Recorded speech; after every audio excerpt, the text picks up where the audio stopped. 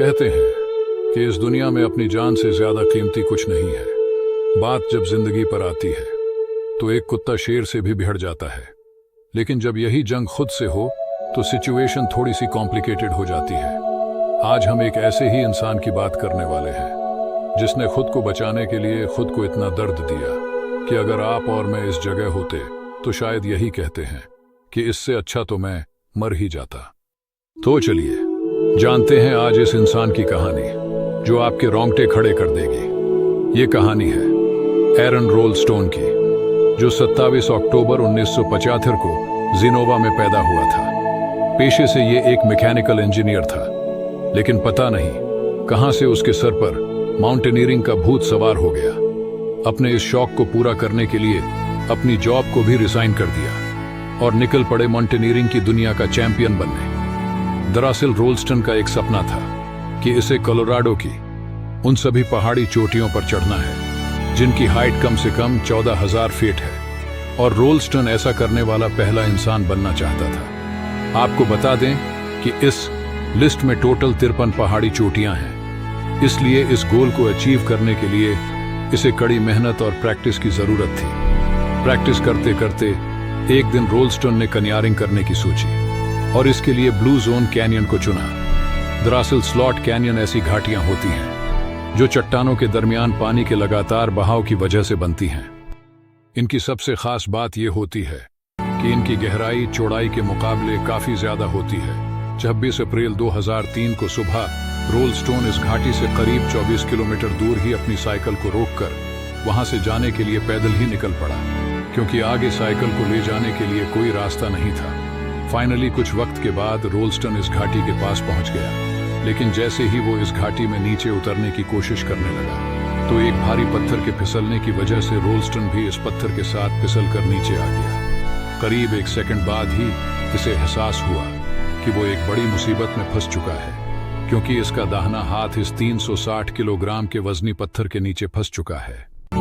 यहाँ एक और परेशानी ये थी कि रोलस्टोन ने अपनी इस ट्रिप के बारे में किसी को कुछ नहीं बताया था कि वो कहाँ जा रहा है, और न ही इसके पास फोन था जिसकी मदद से वो किसी की हेल्प ले सके। इसकी किस्मत इस हद तक खराब थी कि जिस घाटी में वो फंसा हुआ था वो ऊपर से बहुत बारीक थी। ऐसे में अगर गलती से भी कोई रेस्क्यू हेलीकॉप्टर वहां से गुजरता तो भी इसे देख पाना नामुमकिन था। जिस वक्त रोलस्टोन इस मुसीबत में फंसा हुआ था, इसके पास पीने के लिए सिर्फ 300 मिलीलीटर पानी मौजूद था और खाने के नाम पर सिर्फ बेरी टोस्ट।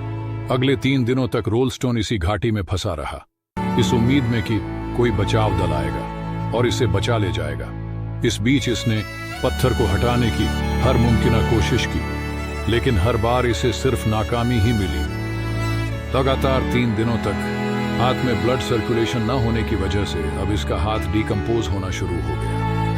5वें दिन भी जब पानी पूरी तरह खत्म हो गया तो इसकी बॉडी डिहाइड्रेट हो चुकी थी, और डिहाइड्रेशन की वजह से इसे नींद आ गई, जहां इसने एक सपना देखा कि वो फ्यूचर में अपने बच्चे के साथ खेल रहा है और इसका दाहिना हाथ कटा हुआ है। जब सुबह रोलस्टोन की आंखें खुली तो इसने फैसला लिया कि वो इस सपने को सच करके दिखाएगा, लेकिन अपने हाथ को काटने के लिए इसके पास सिर्फ 2 इंच का चाकू था जो इसे कुछ सामान खरीदने पर मुफ्त में मिला था।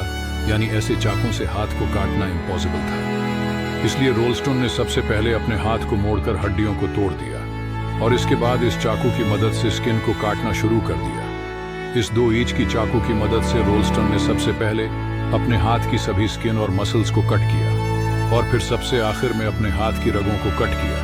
हम आपको बता दें कि रगों को बिना एनेस्थीसिया और मेडिकल इंस्ट्रूमेंट के बिना काटना हद से ज्यादा पेनफुल होता है। जब हमारी कौनी किसी चीज से टकराती है तो करंट लगने जैसा महसूस होता है। ये इन रगों की वजह से ही होता है। तो सोचिए, अगर आप अपने हाथ की रगों को डायरेक्टली कट करेंगे तो वो फीलिंग कैसी होगी।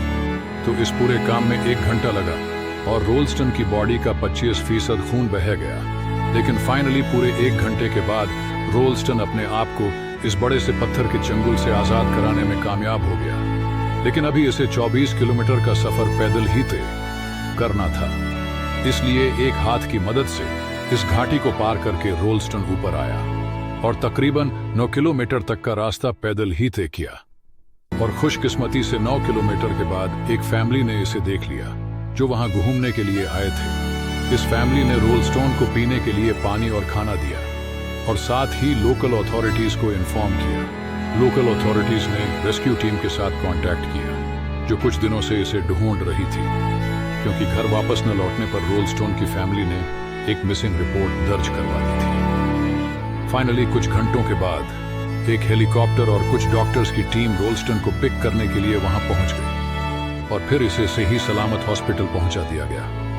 इस हादसे के बाद रोलस्टन के कटे हुए हाथ को वापस लाया गया और इसका अंतिम संस्कार किया गया। कुछ दिनों बाद जब रोलस्टन पूरी तरह रिकवर हो गए तो रोलस्टन ने एक बार फिर माउंटेनियरिंग की शुरुआत की और फाइनली सभी कोलोराडो की पहाड़ियों पर चढ़ने वाले पहले आदमी बने।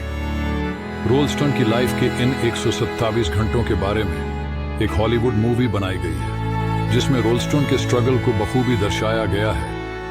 आज की इस वीडियो में बस इतना ही। अगर आपको हमारी ये वीडियो अच्छी लगी हो तो वीडियो को लाइक करें, अपने दोस्तों के साथ जरूर शेयर करें और हमारे चैनल को सब्सक्राइब करना न भूलें।